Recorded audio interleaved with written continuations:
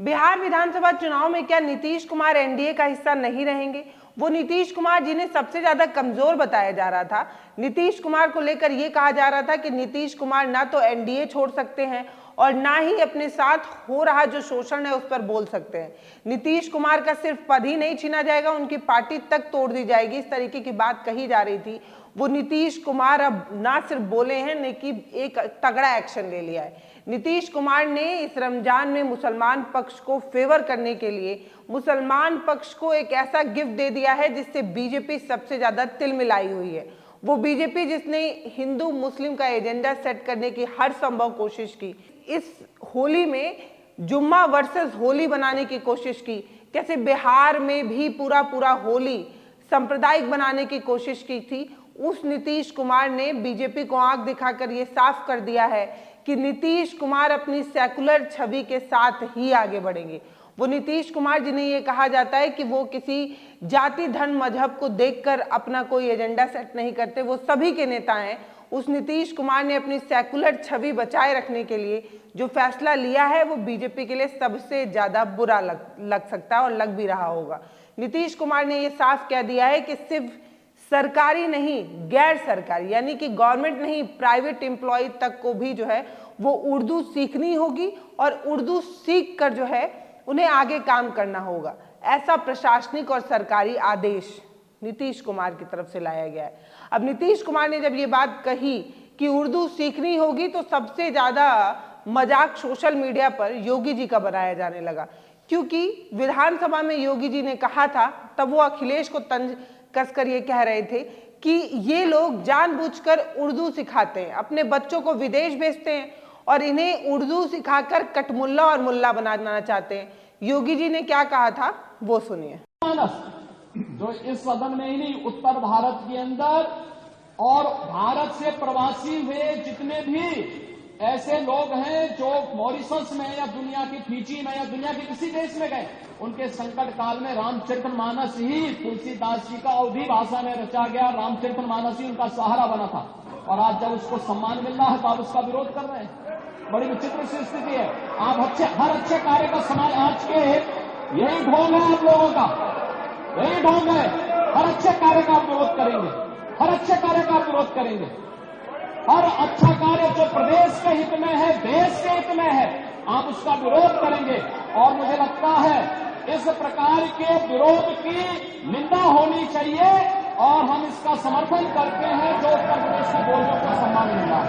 मैं आपका धन्यवाद करूंगा, विधानसभा सचिवालय को इस बात के लिए धन्यवाद दूंगा। कल हम लोगों ने यहाँ पे इसका शुभारंभ किया, समाजवादी पार्टी ने उसका विरोध किया और मुझे लगता है कि प्रोसेसिंग का हिस्सा होना चाहिए, इनको समाज के सामने एक्सपोज करना चाहिए। अपने बच्चों को ये लोग पढ़ाएंगे इंग्लिश स्कूलों में और दूसरे के बच्चे के लिए अगर वो सुविधा सरकार देना चाहती है, कह देंगे उर्दू पढ़ाओ इसको, यानी उसको मौलवी बनाना चाहते हैं, कटबुल्ला पर जोड़ के इसको ले जाना चाहते हैं। ये नहीं चल सकता। वो उर्दू जिसे सबसे ज्यादा परहेज बीजेपी को है, उस उर्दू को ना सिर्फ नीतीश कुमार अपनाने की बात कर रहे हैं बल्कि सिखाने तक की भी बात कर रहे हैं। इस रमजान में नीतीश कुमार ने ये जो फैसला लिया है वो इस साल होने वाले विधानसभा चुनाव में कितने मायने रखता है वो सोचने की बात है। कई जगहों पर लिखा और पढ़ा जा रहा है कि सीएम नीतीश कुमार ने मुसलमानों को रमजान पर गिफ्ट दिया और ये जो गिफ्ट है वो बीजेपी छोड़कर कांग्रेस की राह पर चलते नीतीश कुमार ही नजर आ रहे हैं। मतलब नीतीश कुमार जिस तरीके से ये फैसला ले रहे हैं वो नीतीश कुमार की सेकुलर छवि को बचाए रखने के लिए नीतीश कुमार ने ये फैसला लिया है। क्या नीतीश कुमार का उर्दू प्रेम जो अभी जगह है वो चुनाव की वजह से जगह है या वो अपनी सेकुलर छवि बचाने के लिए कर रहे हैं ऐसा कुछ? क्या उर्दू उनकी सीटें बचा पाएगा? जिस तरीके से बीजेपी लगातार बिहार में सियासी पारा बढ़ाने की कोशिश कर रही थी, हिंदू मुस्लिम खेलने की कोशिश कर रही थी और नीतीश कुमार की चुप्पी उनकी छवि को धूमिल कर रही थी, उस तरीके से ये माना जा रहा है कि नीतीश कुमार ने बोला है और बोलकर उन्होंने जिस तरीके से तगड़ा एक्शन लिया है वो नीतीश कुमार की ना सिर्फ बार्गेनिंग पावर बढ़ा रहा है बल्कि नीतीश कुमार ने अभी अपने हथियार नहीं रखे हैं ये भी बता रहा है। मतलब नीतीश कुमार इतने भी कमजोर नहीं हैं जितना उन्हें बताया जा रहा था। बताया जा रहा था कि चंद्रबाबू नायडू तो एनडीए में बोलते हैं, अपनी बातें मनवा लेते हैं, जो चाहते हैं वो सब करवा लेते हैं, लेकिन नीतीश कुमार ऐसा नहीं कर पा रहे हैं, क्योंकि नीतीश कुमार को अपनी कुर्सी बचाए रखने के लिए मजबूरी है कि वो एनडीए के साथ रहें।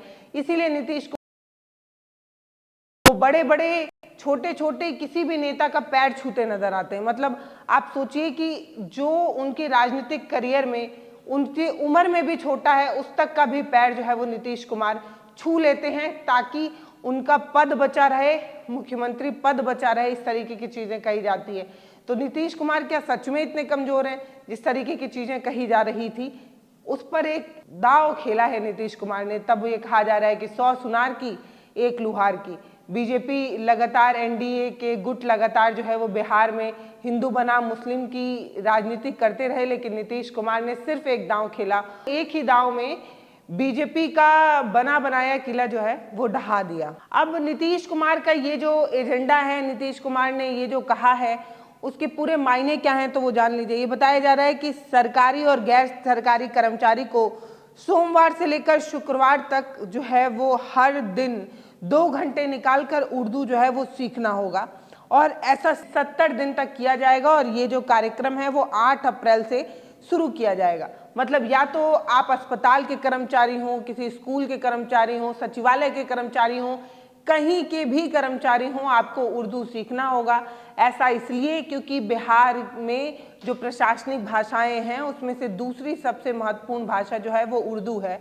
और बिहार की आबादी को देखा जाए तो कुल 17% आबादी जो है वो मुसलमानों की है, और ये 17% जो आबादी है उसमें सबसे ज़्यादा बोले जाने वाला, समझे जाने वाला जो भाषा है वो उर्दू है।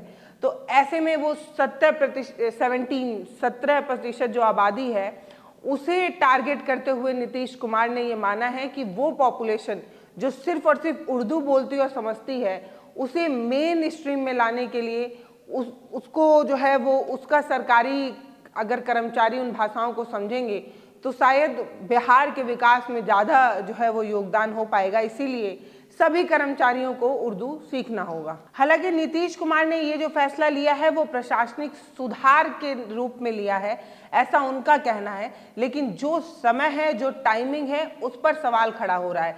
चुनावी साल में इस तरीके का बड़ा फैसला नीतीश कुमार की तरफ से लिया गया है। टाइमिंग जो है वो कितनी अलग है, और इस टाइमिंग में इस तरीके का फैसला लेना नीतीश कुमार के लिए कितना फायदेमंद हो सकता है वो देखने की बात है। लेकिन ये बात जरूर समझना चाहिए नीतीश कुमार को भी कि इस तरीके का बड़ा फैसला लेकर वो पता नहीं है कोई पॉलिटिकल फायदा उठा पाएंगे या नहीं उठा। गठबंधन है एनडीए, उसमें जरूर फूट आ सकती है, सेट कर रखा। बिहार चुनाव में हिंदू बनाम मुस्लिम ही करना है, क्योंकि जिस तरीके से पूरी पिच तैयार की जा रही है बीजेपी की तरफ से, जिस तरीके से आपने देखा कि होली में संभल से शुरू हुई ये जो जुम्मा वर्सेस होली वाली कहानी थी वो बिहार तक भी पहुंची, और बिहार में बीजेपी के तमाम बड़े नेता इस चीज को आगे बढ़ाते भी नजर आए। इससे ये साफ है कि बिहार में बीजेपी का एजेंडा हिंदू बनाम मुस्लिम है, लेकिन नीतीश कुमार जिस तरीके से मुसलमानों को अपने कर रहे हैं, छोटा छोटा गिफ्ट दे रहे हैं, लुभाने की कोशिश कर रहे हैं, ये कितना फायदेमंद होगा ये आगे आने वाला समय ही बता पाएगा। हालांकि एनडीए जो 2 बैसाखियों के सहारे है, पहली बैसाखी चंद्रबाबू नायडू और दूसरी बैसाखी नीतीश कुमार। चंद्रबाबू नायडू हमेशा अलग अलग तरीके के स्टेप लेते रहते हैं, और ये माना भी जाता है कि चंद्रबाबू नायडू ने जो भी स्टेप उठाए हैं वो एक मजबूरी के रूप में एनडीए उसे स्वीकार करता रहा है। लेकिन नीतीश कुमार को बहुत ज़्यादा एनडीए बर्दाश्त नहीं कर सकता है, और बीजेपी भी बहुत ज़्यादा बर्दाश्त नहीं करती। नीतीश कुमार मांगते बहुत कुछ है, मिलता कुछ नहीं है। विशेष राज्य का दर्जा भी मांगा था, वो भी नहीं मिला। स्पेशल पैकेज भी मांगते रहते हैं, थोड़ा बहुत मिल जाता है, कभी कभार नहीं भी मिल पाता है। तो नीतीश कुमार की मजबूरी ये है कि उनको चाहिए भी बीजेपी का साथ, उनको रहना भी बीजेपी के साथ है, लेकिन रहा भी नहीं जा रहा है, वो वाली मजबूरी है। मतलब पानी के बिना मछली कैसे तड़पड़ा कर रहती है और पानी में कैसे घुट घुट कर रह रही है, वो वाली कहानी नीतीश कुमार के साथ है। लेकिन नीतीश कुमार करें भी तो क्या करें, एक तो उम्र का तकाजा, और दूसरा अपने बेटे के लिए सियासी पिच भी तैयार करनी है, और जो संभव एनडीए में रहकर ही होगा। चंद्रबाबू नायडू ने भी मुस्लिम पक्ष को अपने फेवर में करने के लिए एक ऐसा ही फैसला लिया था जब तेलंगाना सरकार ने एक फैसला लिया और ये कहा कि इस पूरे रमजान महीने में जो मुस्लिम समाज के लोग हैं उन्हें 2 घंटे पहले छुट्टी दी जाएगी ताकि वो लोग अपनी इफ्तार जो है उसे समय पर कर पाएं। इस तरीके का नियम जब तेलंगाना सरकार ले आई थी तो बीजेपी ने इसका खासा विरोध किया था और ये कहा था कि ये तो भाई बहुत गलत बात है, इस तरीके से आप एक पक्ष और दूसरे पक्ष के बीच में भेदभाव की भावना पैदा कर रहे हैं, और बड़ा हंगामा हुआ था। लेकिन उसके कुछ ही दिन बाद चंद्रबाबू नायडू जो है, जो आंध्र प्रदेश की सरकार चला रहे हैं, उन्होंने इसी चीज़ को आगे बढ़ाकर इस चीज़ पर मोहर लगा दी कि वो भी इस चीज़ को आगे बढ़ाएंगे, और सिर्फ सरकारी नहीं प्राइवेट एम्प्लॉय तक को भी जो है उन्होंने 2 घंटे पहले छुट्टी देने की बात कह दी थी, और तब बीजेपी कुछ नहीं कर पाई थी। तब ये कहा जा रहा था कि इस तरीके के स्टेप जो है वो चंद्रबाबू नायडू तो उठा सकते हैं लेकिन नीतीश कुमार नहीं उठा सकते। अब नीतीश कुमार ने भी इस तरीके का कदम उठा लिया है, चुनावी साल में उठा लिया है। समय और तरीका दोनों जो है वो सवालों के घेरे में है कि इसी समय इस तरीके से नीतीश कुमार ने ये जो कदम उठाया है वो बीजेपी की मुश्किलें भी बढ़ा सकता है, टेंशन भी बढ़ा सकता है, और नीतीश कुमार इतने भी कमजोर नहीं हैं ये भी बता रहा है। बाकी आपको क्या लगता है कि नीतीश कुमार ने ये जो फैसला लिया है, क्या इससे मुस्लिम पक्ष नीतीश कुमार के साथ चलाएगा? बीजेपी जिस तरीके से मुस्लिम पक्ष को बार बार टारगेट करती रहती है और उसी के साथ में नीतीश कुमार जुड़े हुए हैं, इसके बावजूद भी आपको क्या लगता है कि सिर्फ उर्दू वाला कार्ड खेलकर नीतीश कुमार अपनी सियासी पिच पर बने रहेंगे या उन्हें खासा नुकसान हो सकता है? नीतीश कुमार ने ये जो खेला खेला है, नीतीश कुमार ने ये जो दांव चला है, वो कितना फायदेमंद नीतीश कुमार के लिए होगा, ये आप हमें कमेंट सेक्शन में लिखकर जरूर बताइएगा। और ये भी बताइएगा कि क्या इससे नीतीश कुमार की सेकुलर छवि बच जाती है?